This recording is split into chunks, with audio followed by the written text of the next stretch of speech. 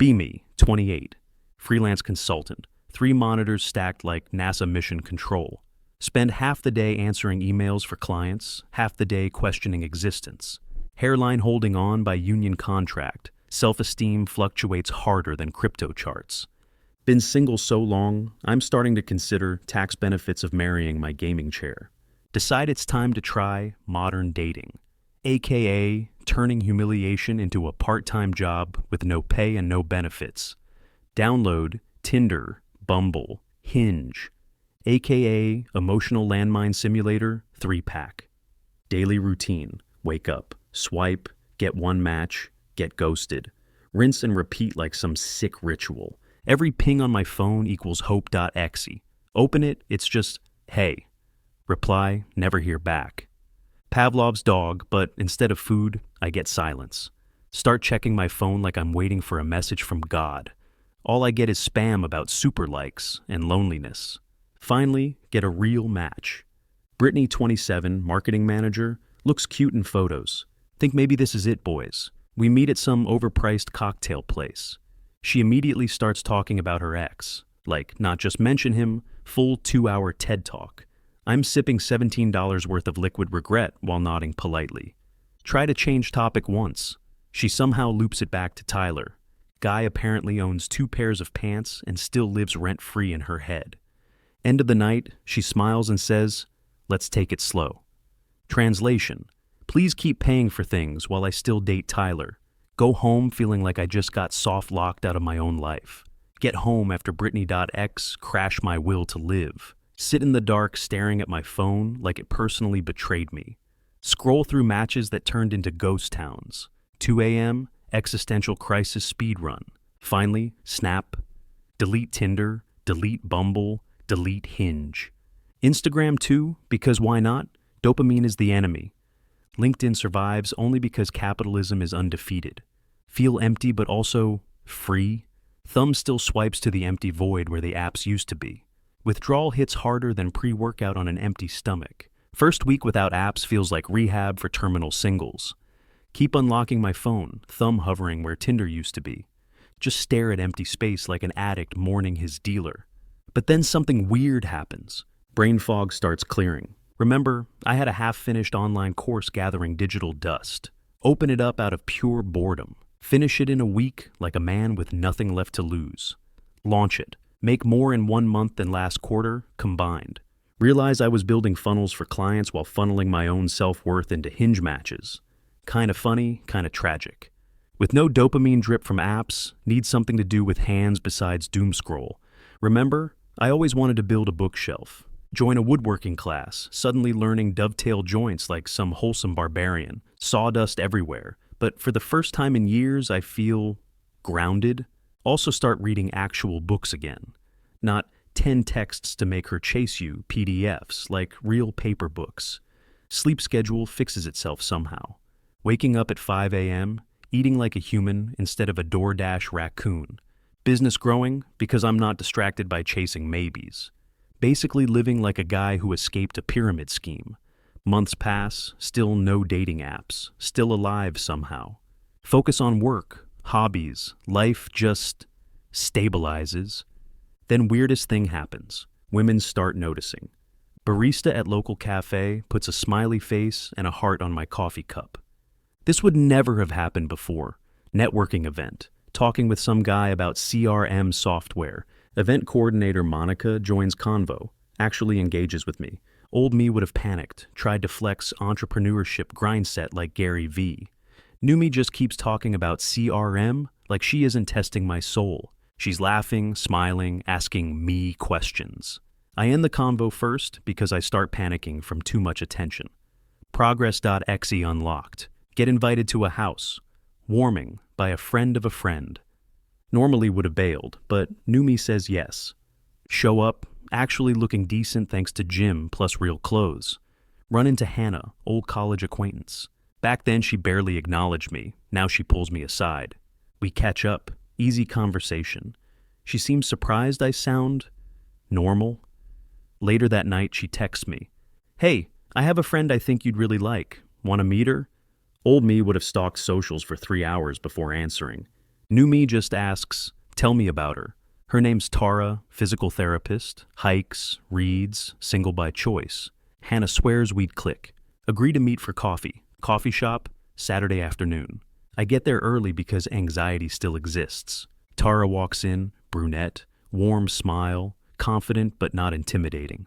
We sit, order drinks, and conversation just flows. Not forced, not scripted, no mental playbook needed. Talk about books, travel, work, random stories. She tells me she hikes for fun. I tell her I once got winded walking up IKEA stairs. She laughs, not a pity laugh, a real one. Date lasts 4 hours, feels like 30 minutes. As we're leaving, she says, "You seem like someone who's already happy with his life." Tell her I built a bookshelf and started sleeping 8 hours a night. She calls me an actual adult. Never been more flattered in my life. Next day, she actually texts me first. No 3-day power play, no wait and see. Just had a great time, want to do it again. What is this sorcery? Old me would have overanalyzed every emoji. New me just says yes. Second date is dinner, then a long walk. Again, no games, no weird tension. Just two people actually enjoying each other's company. She's funny, sharp, curious, but also calm. I don't feel like I'm auditioning for a role. I feel like myself. She thanks me at the end, hugs me, says, "I want to see you again." My face when dating feels like breathing instead of drowning. On the way home after second date. Remember the ghost town of dating apps, the hey texts that turned into silence, the Britney night with $17 cocktails and Tyler Lord dump. Used to feel like I was begging for scraps of attention. Now I just had 2 dates with someone who actually wants to see me again. No tricks, no 10-step guide, no forum guru. Just me living a normal life and letting things happen. Kinda wild how different it feels. Realized the glow up wasn't in looks, it was in energy.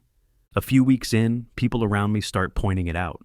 Coworker on Zoom says, "You look different, man, less dead inside." Thanks.jpg. Mom says my voice sounds lighter on the phone. Even my barber asks if I'm seeing someone. Hannah takes full credit, of course. Tells me, "See, I knew you'd like her. I'm basically Cupid." Can't deny she's right this time. But deep down, I know the real shift happened months ago. When I rage-deleted Bumble and started making bookshelves like a divorced dad in training. 3 months of steady dates, hikes, dinners, movie nights, zero drama. One evening, we're walking back from dinner. Tara casually says, "So, can I call you my boyfriend now?" Heart.exe has stopped working. Old me would have overthought it for weeks, analyzed astrology signs, Googled, what does she mean? New me just smiles and says, "I'd like that." She takes my hand, squeezes it, doesn't let go. Simple, easy, calm. We're official without a 2-hour DTR conversation or emotional hostage situation. Never thought relationships could feel like this. Sitting at my desk one night, Tara texting me memes while I finish client work. Think back to the old me era. Phone buzzing at 2 a.m., dopamine drip from ghost matches. Waiting days for replies that never came. Pouring energy into people who didn't care I existed. Versus now, woodworking projects, business stable, sleeping like a human, and a girlfriend who actually texts first, makes plans, laughs at my dumb jokes. Realized the turning point wasn't meeting Tara. It was the night I rage-deleted those apps. That's when life actually started moving again. Months in, relationship feels like an upgrade, not a rescue mission. Tara supports me, but she doesn't complete me like some Hallmark script. We're just two functioning humans who make each other's lives lighter. Friends notice I actually show up to things now instead of ghosting like my old matches. Coworkers stop asking, "You good, man?" every Monday. Family says I seem calmer, less wired, more grounded. For once, I'm not living on borrowed dopamine. Life feels stable. Never thought I'd put that word and me in the same sentence. Funny thing I keep noticing. Women only really started paying attention when I stopped chasing them. Wasn't a trick, wasn't a tactic. Just me focusing on my own life. Hobbies, health, business. Apparently carrying yourself like you're already good without them makes you magnetic. Not because you're pretending, but because you actually are good without them. Feels like life is trolling me.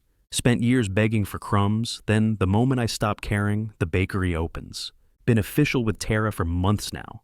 Relationship is calm, fun, no hidden timers, no strategy. Sometimes she calls me responsible, and I feel like I just got knighted. Think back to Hannah introducing us, she still brags she's Cupid. But truth is, real credit goes elsewhere. Goes to the guy who rage-deleted Bumble at 2 a.m., the guy who built a bookshelf out of sheer loneliness, the guy who stopped chasing maybes and started building an actual life. That guy saved me. My face when all it took was deleting apps, making sawdust, and living for myself. Be me, 28, freelance guy with 3 monitors and a bookshelf that started it all. Went from swiping myself into oblivion to building something real. Spent years chasing ghosts on apps. Now I've got a girlfriend who chooses me every day. Business stable, sleep normal, no more DoorDash raccoon diet. Life didn't flip overnight. It shifted when I stopped outsourcing my worth. Tara isn't my reward, she's my partner.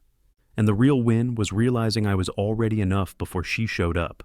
Lesson learned, stop chasing, start living. Sometimes deleting Bumble at 2 a.m. is the best decision you'll ever make.